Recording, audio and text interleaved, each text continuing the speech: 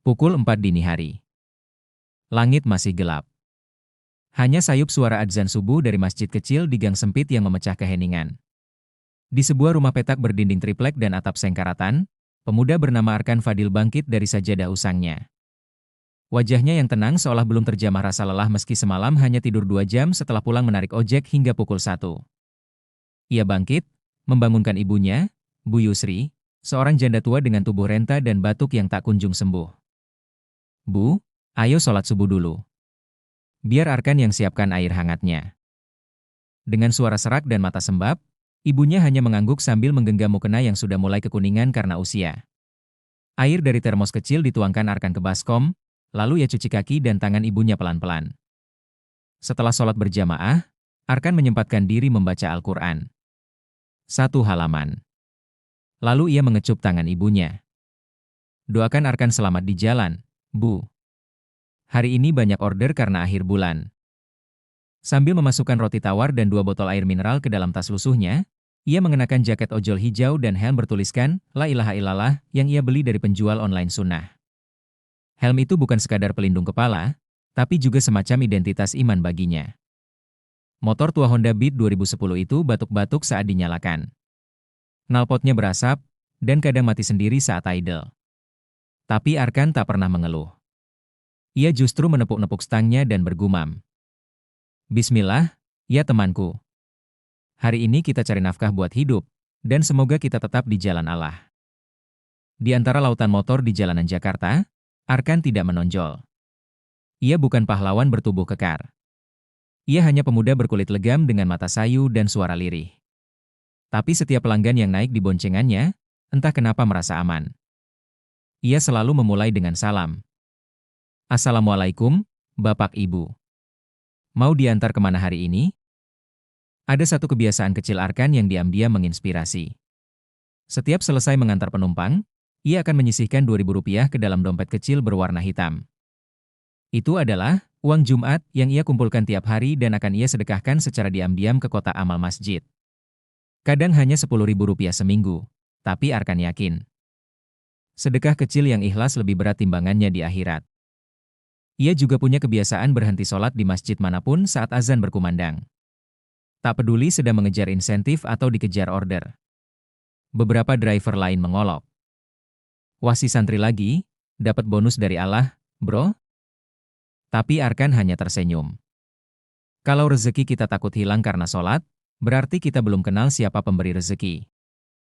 Setiap hari Arkan bekerja dari pukul 5 pagi hingga 11 malam. Sering ia makan hanya sekali sehari. Jika dapat pelanggan baik hati, ia bersyukur. Jika kena marah atau cancel sepihak, ia diam saja. Saat pulang, ia selalu membawa 2 hal, air mata lelah dan senyuman sabar. Setelah menaruh helm dan jaket, ia selalu memastikan ibunya tidur dengan nyenyak dan mengecek adiknya yang sedang belajar sambil mengisap pulpen. Nis, jangan begadang terus. Kak Arkan mau bantu hafalin ayat yang besok diujiin, ya? Adiknya, Anissa, baru kelas 10 SMA. Ia sering berkata pada teman-temannya, kakakku nggak kaya. Tapi dia orang paling sabar dan paling islami yang pernah aku kenal. Di jalanan penuh kebisingan, kemacetan, dan emosi, Arkan seperti cahaya kecil yang menyala tenang. Ia tidak bicara banyak soal agama, tapi hidupnya mencerminkan ajaran Islam yang murni, jujur, sabar, menolong, dan taat. Ia bukan ustaz. Ia tak punya ribuan followers. Tapi tindakannya adalah dakwah yang diam. Doanya yang lirih di atas motor, zikirnya di lampu merah, dan sujud panjangnya di sajadah robek, mungkin tidak viral di dunia, tapi dicintai langit. Arkan bukan siapa-siapa di dunia ini. Tapi Allah tahu, ia adalah hambanya yang ikhlas. Dan di mata Allah, ikhlas lebih besar daripada 1000 pujian. Minggu pagi itu langit cerah, seolah pertanda hari yang tenang. Arkan mengantar seorang penumpang ke daerah Rawamangun, seorang ibu muda yang hendak membawa anaknya kontrol ke rumah sakit. Di tengah perjalanan, bocah kecil itu muntah dan mengenai jaket Arkan. Sang ibu tampak panik dan minta maaf berkali-kali. Mas, maaf banget. Anak saya mual dari tadi. Maaf jaketnya jadi kotor. Arkan hanya tersenyum tenang. Gak apa-apa, Bu.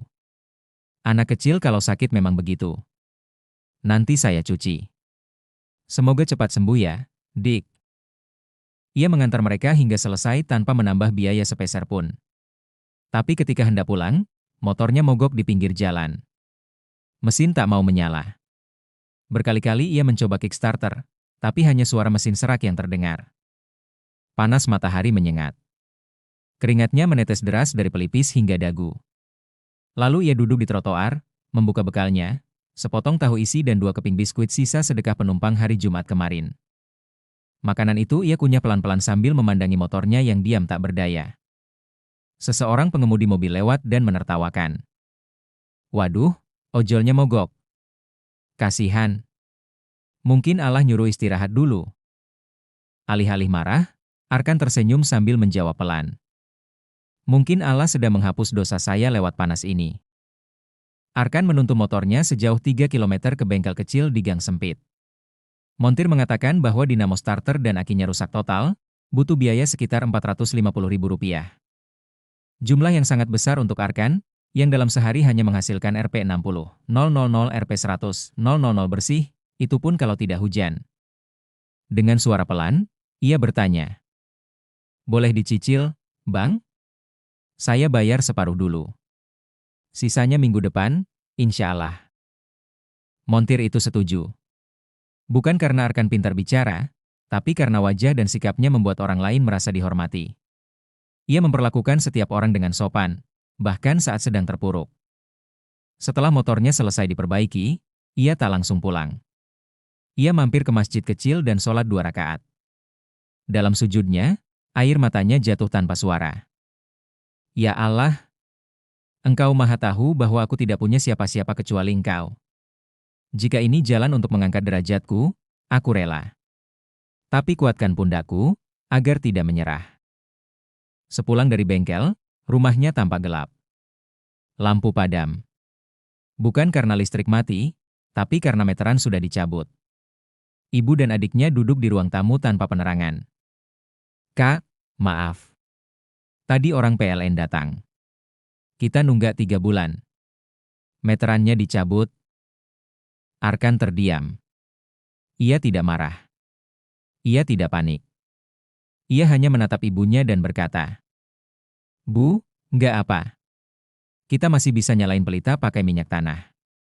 Yang penting kita masih punya rumah dan hati yang terang. Ia lalu mengambil lilin dari laci dan menyalakannya. Sinar kecil itu menerangi wajah ibunya yang muram. Ia lalu duduk bersama mereka, membacakan surat Ar-Rahman pelan-pelan di bawah cahaya temaram. Di akhir malam, adiknya bertanya lirih. Kak, kenapa Allah selalu uji kita terus? Arkan mengusap kepala adiknya dan menjawab. Karena Allah ingin kita tetap dekat. Kalau hidup kita terlalu enak, mungkin kita lupa bersyukur. Pukul 2 dini hari, handphone Arkan bergetar. Sebuah notifikasi masuk dari aplikasi ojol. Ada penumpang emergency, seorang bapak tua yang harus segera ke rumah sakit. Arkan langsung bangkit, menyelinap keluar tanpa membangunkan ibunya.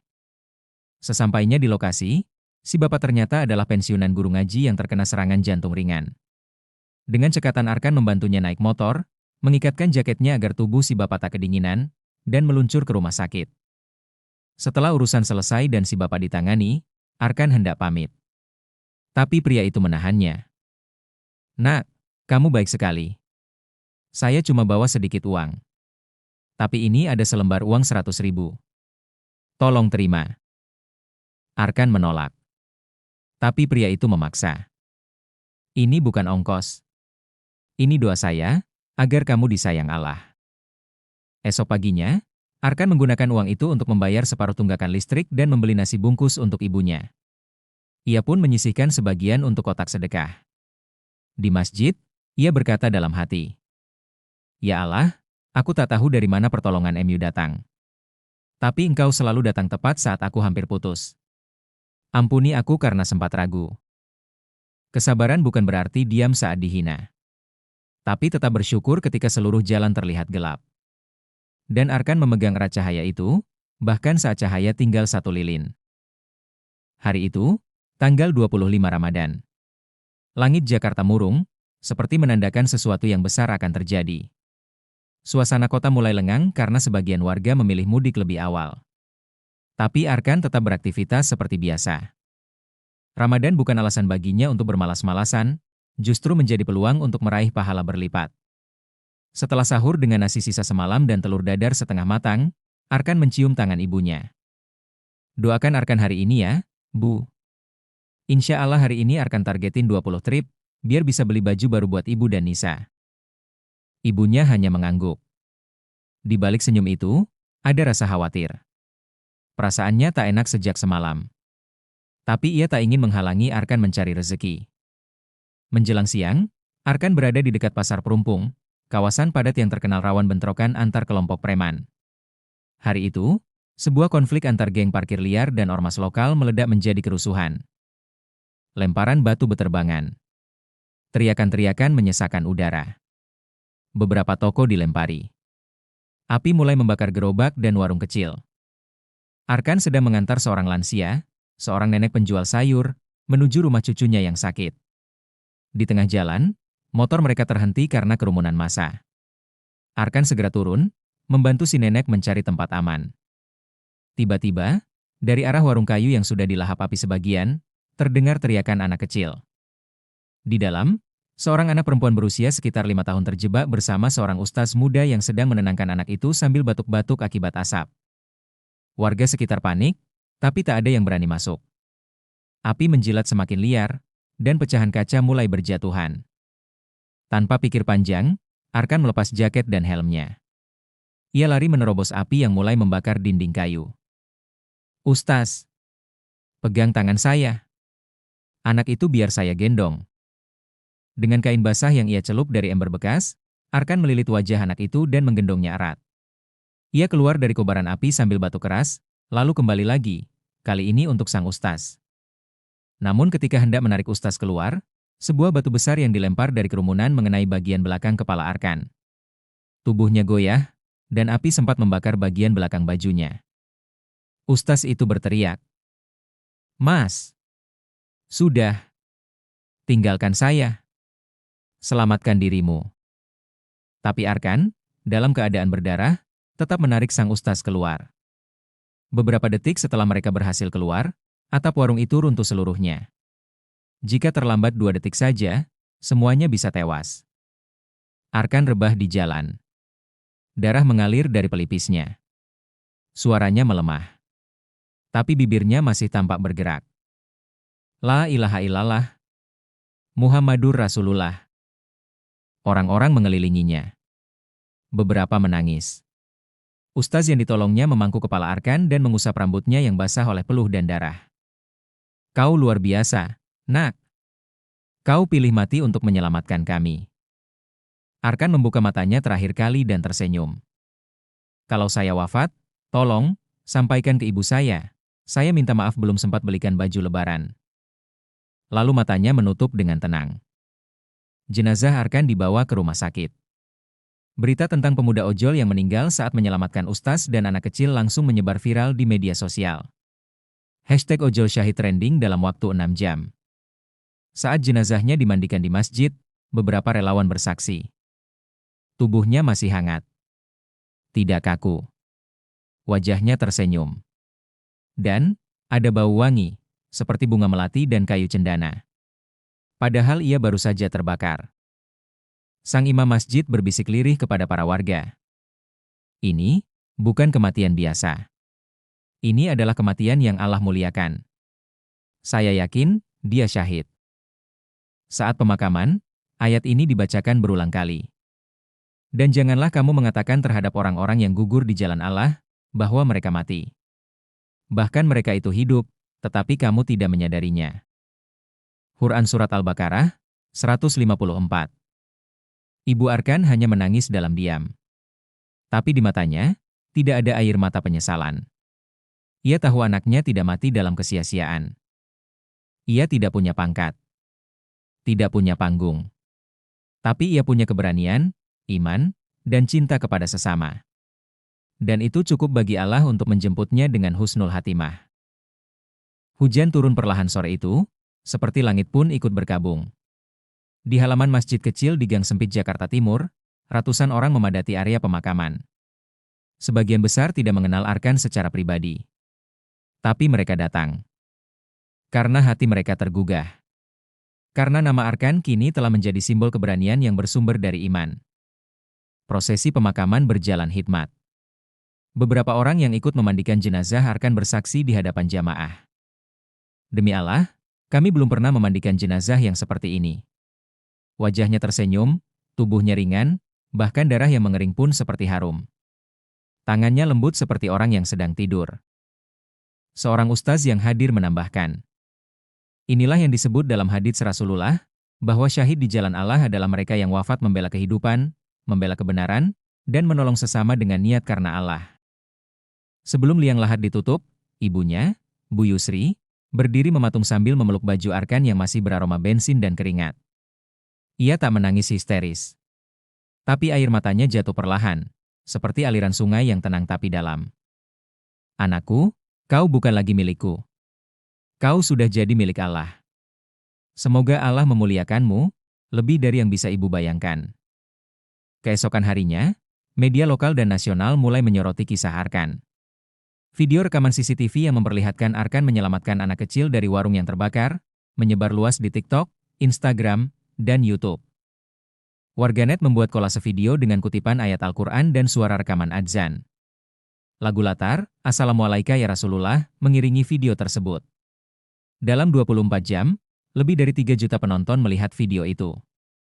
Komentar-komentar membanjiri. Ya Allah, pemuda ini lebih mulia dari banyak tokoh terkenal. Kalau semua tukang ojek seperti ini, mungkin negara kita penuh rahmat. Saya kembali sholat gara-gara nonton kisah ini. Terima kasih, Arkan. Masjid tempat Arkan biasa sholat 5 waktu dan itikaf di malam hari Ramadan, kini dipenuhi pelayat yang ingin berdoa untuknya. Tak ada seorang pun yang menyangka, pemuda yang sering sendirian saat tahajud itu kini dikenal dan dikenang ribuan orang. Dewan Masjid pun bermusyawarah dan mengumumkan. Mulai hari ini, nama masjid ini diubah menjadi Masjid Arkan Syahid. Sebagai bentuk penghormatan bagi seorang anak muda yang wafat dalam husnul hatimah, dalam keadaan menyelamatkan nyawa, dan dalam kondisi puasa Ramadan. Berbagai komunitas dan lembaga kemanusiaan datang ke rumah Bu Yusri. Mereka menyalurkan santunan, beasiswa untuk Anissa, bahkan membantu merenovasi rumah petak mereka yang sempit. Seorang ustaz dari pondok pesantren terkenal mengatakan, kami ingin memberi beasiswa penuh untuk Anissa, adik almarhum Arkan. Jika ia mau, kami akan bantu sampai kuliah dan bahkan ke Mesir. Anissa yang saat itu menangis haru, hanya mampu berkata, Kak Arkan memang gak pernah nyari dunia. Tapi justru karena itu, Allah kasih semua ini ke dia. Beberapa driver ojol yang dulunya sering menggoda Arkan, kini mulai berubah. Mereka mendirikan komunitas ojol bertakwa, mengadakan kajian rutin, dan menyebarkan jaket ojek bertuliskan, zikir di jalan, syahid di akhir. Salah satu dari mereka berkata di acara tahlilan. Kami dulu sering anggap Arkan itu sok alim. Tapi ternyata, dia jauh di atas kita. Ia nggak pernah berceramah, tapi perbuatannya bikin kami malu. Semoga kami bisa nyusul dia, dalam husnul hatimah. Ustaz Hanif, yang diselamatkan Arkan saat kerusuhan, menjadi saksi mata terakhir hidupnya. Dalam sebuah ceramah yang viral, ia berkata dengan mata berkaca. Arkan itu, kalau dia punya uang Rp10.000, maka Rp5.000-nya dia sedekahkan. Kalau ada 2 pelanggan, satu kaya dan satu ibu hamil, dia pasti ambil yang butuh pertolongan. Dia seperti malaikat yang menyamar jadi tukang ojek. Ketika ia menyelamatkan saya sempat bilang, tinggalkan saya, selamatkan dirimu. Tapi ia hanya jawab, kalau Ustaz mati, siapa yang dakwahin anak-anak nanti? Dia syahid. Dan saya bersaksi bahwa dia mati dalam keadaan menyebut nama Allah, dalam keadaan berpuasa, dan dalam keadaan menyelamatkan nyawa orang lain. Sebagian orang hidup 100 tahun tapi tak berarti apa-apa. Arkan hanya hidup 24 tahun, tapi namanya ditulis langit dan dikenang bumi. Hari-hari setelah pemakaman Arkan tak pernah benar-benar sepi. Rumah petaknya yang dulu gelap dan tak dikenal orang, kini menjadi tempat ziarah diam-diam. Para tetangga, anak muda, ibu-ibu, hingga ojek online dari kota-kota lain berdatangan untuk sekadar membaca Al-Fatihah di depan rumah itu atau memeluk Bu Yusri yang kini sering dipanggil ibunya syahid. 3 hari setelah kepergian Arkan, beberapa orang mulai menceritakan mimpi yang mereka alami. Bu Yusri bermimpi Arkan datang mengenakan gamis putih bersih, wajahnya bercahaya, dan aroma tubuhnya harum seperti bunga kasturi. Dalam mimpi itu, Arkan berkata, "Bu, jangan sedih. Allah sangat baik pada Arkan. Semua sakit, lelah, dan tangisan ibu, sekarang sudah Allah balas. Arkan bahagia, Bu. Di tempat ini, gak ada panas, gak ada lapar, cuma ada zikir, doa, dan senyum." Beberapa jamaah masjid juga mengaku mimpi serupa. Bahkan seorang anak kecil, anak dari penumpang Arkan dulu, berkata, "Aku mimpi Om Arkan ngajak aku main di taman. Taman besar banget. Banyak kupu-kupu. Terus Om Arkan bilang, sholat terus ya, biar kita ketemu lagi nanti." Kematian Arkan tidak hanya menyentuh keluarga dan teman dekat, tapi juga mengubah arah hidup banyak orang. Andi, seorang ojek online yang dulu sering nongkrong sambil merokok dan bermain judi online, kini memutuskan untuk taubat. Ia mengganti ringtone HP-nya dengan adzan, mencetak foto Arkan kecil dan menempelkannya di dashboard motornya. Arkan itu malaikat. Allah utus dia ke kita biar kita sadar, kita belum jadi apa-apa. Salah satu penumpang Arkan, seorang wanita muda yang dulunya tidak berjilbab, menuliskan kisah Arkan di akun media sosialnya. Saat itu Mas Arkan hanya bilang, semoga mbaknya sehat dan selalu dijaga Allah. Tapi cara dia bicara, tatapan matanya, dan doa itu, seperti membekas di hati saya. Hari ini, saya pakai hijab untuk pertama kalinya dalam hidup. Dalam saku jaket Arkan yang dikembalikan oleh petugas rumah sakit, ditemukan sebuah buku kecil lusuh. Isinya adalah catatan harian Arkan.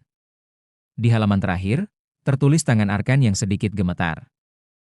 Ya Allah, aku bukan siapa-siapa. Aku bukan ulama, bukan hafiz, bukan orang yang sempurna. Tapi aku ingin mati dalam keadaan mencintai MU, mencintai Rasul MU, dan mencintai manusia karena MU. Kalau suatu hari aku mati, jangan biarkan aku dilupakan. Bukan karena aku ingin dikenang, tapi karena aku ingin dakwahku terus hidup, meski aku sudah tak bernyawa. 6 bulan setelah kematiannya, Masjid Arkan Syahid menjadi pusat kegiatan keislaman bagi pemuda. Di situ lahir gerakan baru bernama Hijrah Ojol Indonesia, komunitas yang mengadakan kajian keliling di parkiran dan warung-warung. Anissa, adik Arkan, kini menjadi aktivis dakwah remaja. Dalam salah satu acara peringatan 40 hari wafat Arkan, ia berpidato. Kakakku nggak pernah punya panggung. Tapi Allah kasih dia panggung yang abadi. Kakakku nggak pernah jadi artis. Tapi Allah buat dia viral di langit dan bumi. Hari ini, aku bersaksi, bahwa hidup sederhana tidak menghalangi kita untuk jadi luar biasa di mata Allah. Karena yang dinilai, bukan seberapa besar namamu, tapi seberapa dalam cintamu kepada Allah dan sesama. Kisah Arkan bukan sekadar kisah kematian, tapi kisah kehidupan sejati. Ia telah tiada, tapi nilai-nilainya hidup dalam setiap zikir, dalam setiap sedekah diam-diam, dalam setiap pemuda yang bangkit dari malasnya. Dalam setiap orang yang kembali ke jalan Allah karena terinspirasi oleh satu sosok yang mati sebagai syahid, tapi hidup di sisinya. Mati syahid bukan hanya untuk yang mengangkat senjata, tapi juga untuk mereka yang mengangkat niat, mengangkat iman, dan mengangkat cinta karena Allah. Arkan adalah salah satu dari mereka. Dan janganlah kamu mengira bahwa orang-orang yang gugur di jalan Allah itu mati. Sebenarnya mereka hidup di sisi Tuhannya dengan mendapat rezeki. Quran Surat Ali Imran, 169.